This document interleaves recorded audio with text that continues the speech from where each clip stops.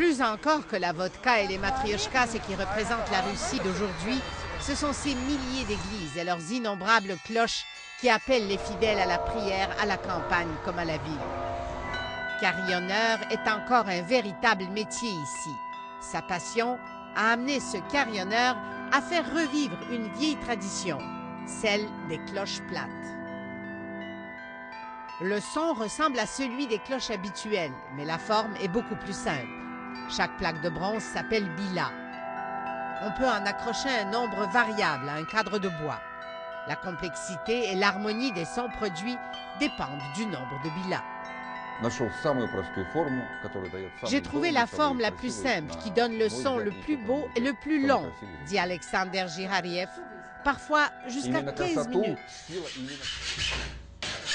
Dans son atelier, Alexander Girariev travaille les plaques de bronze de dimensions diverses, préfabriquées dans une usine. Les mesures doivent être exactes. Parfois, les plaques sont percées pour produire un son précis. Chaque bila donne 4 à 5 sons, comme les cloches traditionnelles. Le nombre de sons est multiplié par celui des plaques. Un instrument qui en comporte 12 peut ainsi produire plus de 48 sons différents. Je reçois parfois des commandes pour 20, 30, même 60 bilas pour un seul instrument, dit l'artisan.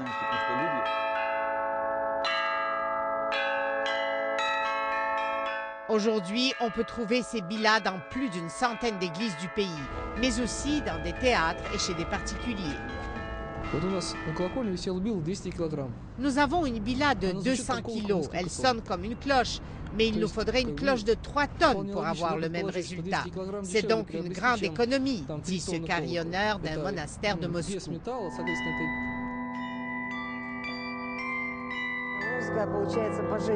Qu'on joue des morceaux classiques ou de l'improvisation, c'est comme une musique des cieux, une musique de Dieu, dit la collaboratrice de l'artisan.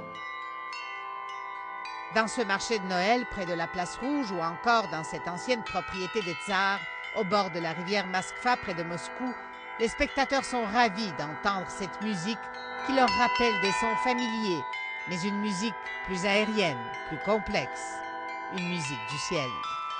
Alexandra Chatska, Radio-Canada, Moscou.